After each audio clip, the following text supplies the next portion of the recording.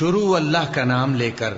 جو بڑا مہربان نہایت رحم والا ہے۔ اے پیغمبر صلی اللہ علیہ وآلہ وسلم، لوگوں سے کہہ دو کہ میرے پاس وحی آئی ہے کہ جنوں کی ایک جماعت نے اس کتاب کو سنا تو کہنے لگے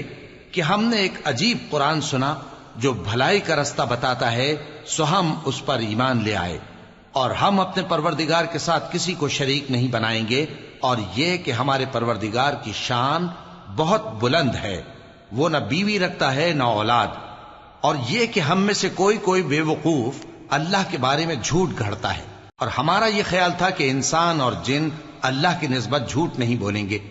اور یہ کہ بعض بنی آدم بعض جنات کی پناہ لیا کرتے تھے تو اس سے ان کی سرکشی اور بڑھ گئی تھی، اور یہ کہ ان کا بھی یہی اعتقاد تھا جس طرح تمہارا تھا کہ اللہ کسی کو نہیں زندہ کرے گا، اور یہ کہ ہم نے آسمان کو ٹٹولا تو اس کو مضبوط چوکیداروں اور انگاروں سے بھرا ہوا پایا، اور یہ کہ پہلے ہم وہاں بہت سے مقامات پر فرشتوں کی باتیں سننے کے لیے بیٹھا کرتے تھے، اب کوئی سننا چاہے تو اپنے لیے انگارہ تیار پاتا ہے، اور یہ کہ ہمیں معلوم نہیں کہ اس سے اہل زمین کے ساتھ برائی مقصود ہے یا ان کے پروردگار نے ان کی بھلائی کا ارادہ فرمایا ہے، اور یہ کہ ہم میں بعض نیک ہیں اور بعض دوسری طرح کے، ہمارے کئی طرح کے مذہب ہیں، اور یہ کہ ہم نے سمجھ لیا ہے کہ ہم زمین میں خواہ کہیں ہوں اللہ کو ہرا نہیں سکتے اور نہ بھاگ کر اس کو تھکا سکتے ہیں،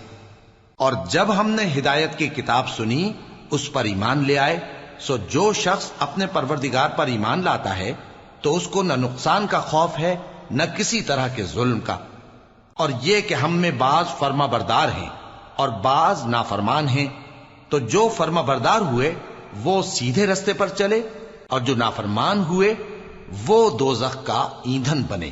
اور اے پیغمبر صلی اللہ علیہ وآلہ وسلم، یہ بھی ان سے کہہ دو کہ اگر یہ لوگ سیدھے رستے پر رہتے تو ہم ان کے پینے کو بہت سا پانی دیتے تاکہ اس سے ان کی آزمائش کریں، اور جو شخص اپنے پروردگار کی یاد سے منہ پھیرے گا وہ اس کو سخت عذاب میں داخل کرے گا، اور یہ کہ مسجدیں خاص اللہ کی ہیں تو اللہ کے ساتھ کسی اور کی عبادت نہ کرو، اور جب اللہ کے بندے یعنی یہ پیغمبر صلی اللہ علیہ وآلہ وسلم اس کی عبادت کو کھڑے ہوئے تو کافر ان کے گرد ہجوم کر لینے کو تھے۔ اے نبی صلی اللہ علیہ وآلہ وسلم، کہہ دو کہ میں تو اپنے پروردگار ہی کی عبادت کرتا ہوں اور کسی کو اس کا شریک نہیں بناتا، یہ بھی کہہ دو کہ میں تمہارے لیے نہ کسی نقصان کا اور نہ نفع کا کچھ اختیار رکھتا ہوں،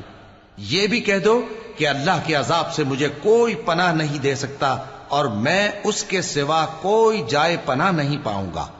ہاں اللہ کی طرف سے احکام کا اور اس کے پیغاموں کا پہنچا دینا ہی میرے ذمہ ہے، اور جو شخص اللہ اور اس کے پیغمبر کی نافرمانی کرے گا تو ایسوں کے لیے جہنم کی آگ ہے، وہ ہمیشہ ہمیشہ اس میں رہیں گے، یہاں تک کہ جب یہ لوگ وہ دن دیکھ لیں گے جس کا ان سے وعدہ کیا جاتا ہے، تب ان کو معلوم ہو جائے گا کہ مددگار کس کے کمزور ہیں اور شمار کن کا تھوڑا ہے۔ کہہ دو کہ جس دن کا تم سے وعدہ کیا جاتا ہے میں نہیں جانتا کہ وہ عنقریب آنے والا ہے یا میرے پروردگار نے اس کی مدت دراز کر دی ہے، وہی غیب کا جاننے والا ہے، سو کسی پر اپنے غیب کو ظاہر نہیں کرتا، ہاں جس پیغمبر کو پسند فرمائے اور اس کو غیب کی باتیں بتا دے تو اس کے آگے اور پیچھے نگہبان مقرر کر دیتا ہے تاکہ معلوم فرمائے کہ انہوں نے اپنے پروردگار کے پیغام پہنچا دیے ہیں،